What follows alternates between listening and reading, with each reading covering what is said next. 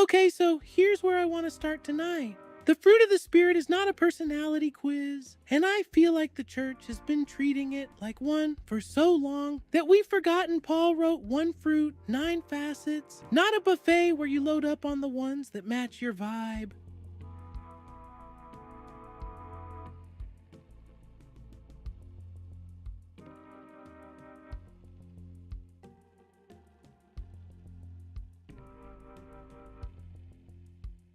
Keep the ones you like and skip the rest. Because here's the thing Paul is actually saying. The Spirit produces this whole thing the way a tree produces an apple. The tree doesn't decide, I'll do sweetness today, skip the skin. It's one thing coming out of one source. And the moment you go, I'm a joy person, long suffering isn't really my gift. You have just told on yourself because you've admitted you think this is about your personality instead of His presence.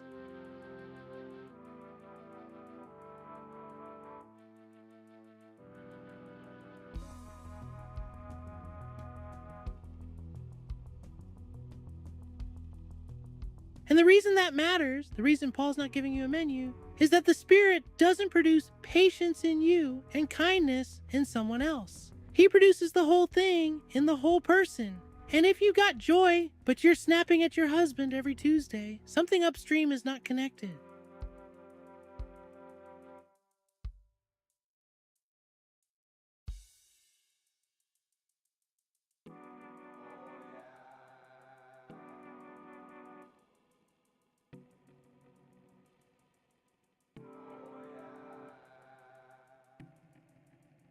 Okay, Keegan said it better than I did, and I'm not even mad. The tree doesn't negotiate with itself, and that's exactly the problem with how we've been reading this list. Because the moment you start negotiating, you've already told on yourself. You've revealed that you think the Spirit is handing out options instead of producing a whole person.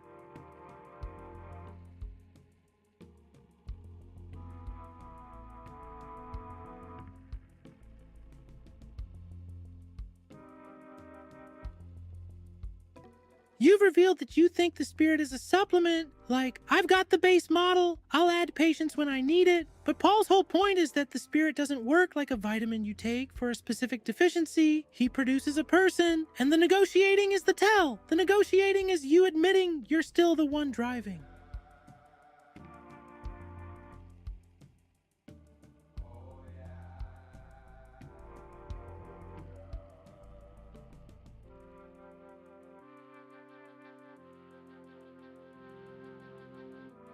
And here's where I want to get specific, because we've been talking about the fruit in general, and I need to name the one that actually exposes you. Love gets the worship songs, joy gets the conference theme, peace gets the candle line, but long suffering? Nobody's putting long suffering on a mug. Nobody's naming their Etsy shop after it, because long suffering is the one that costs you something in real time, in your body, while you're waiting, while the thing is still happening to you.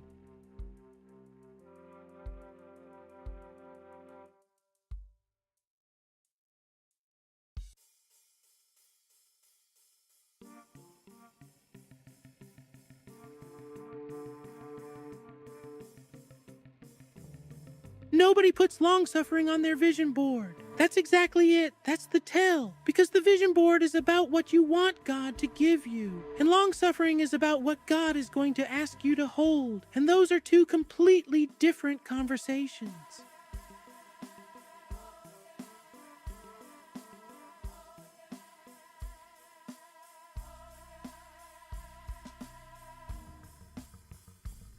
And here's the thing about long suffering that no with. It has a duration built into the name. Like the suffering is long. That's not an accident. That's the whole point of the word. And you cannot sprint through it. You cannot conference weekend your way out of it. Because the thing God is asking you to hold might be a season, might be a person, might be a marriage, might be a calling that hasn't paid off yet. And your personality will run out of runway somewhere around month 3.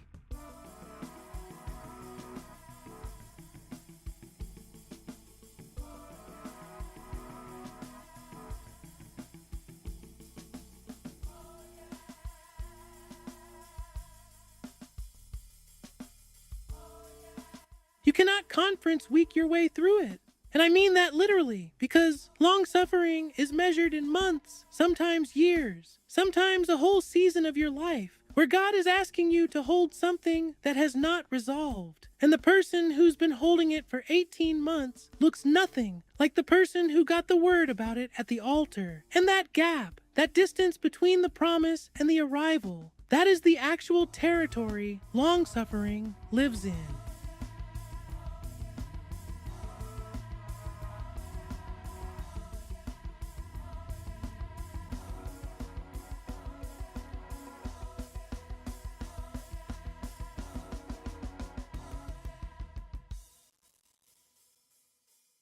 Long is the point, and I want to stay there for a second, because that's not just wordplay. That is Paul telling you up front what you're signing up for. Like the word itself is the warning label, and we still skip it.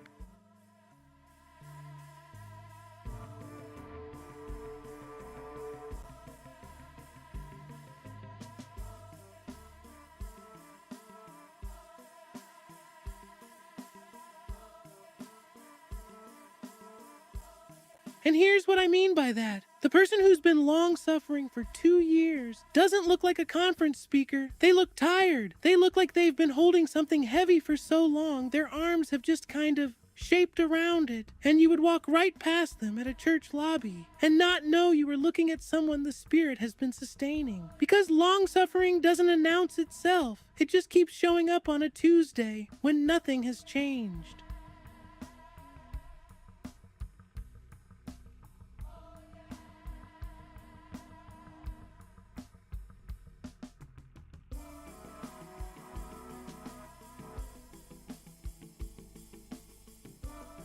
And you want to know what that looks like in a room full of Christians? It looks like the person nobody calls up to give a testimony, because their testimony doesn't have a resolution yet. It's still going. The thing is still happening. And we don't know what to do with a story that doesn't have a bow on it. So we just don't call on them. And they sit there holding years of something the Spirit has been sustaining in them. And we hand the mic to the person whose breakthrough was last Tuesday.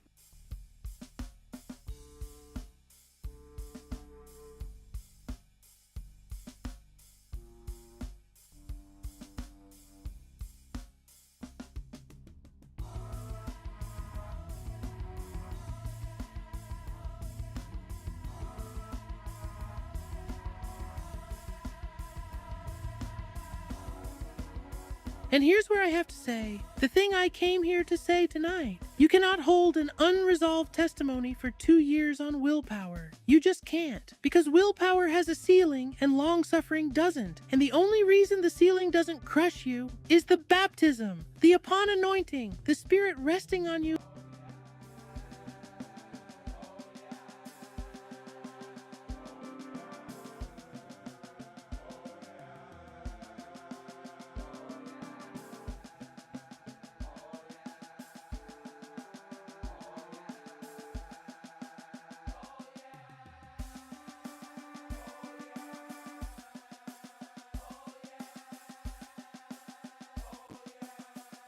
Joy at least has the decency to feel good while it's happening. Thank you for sitting in this with me. Go rest.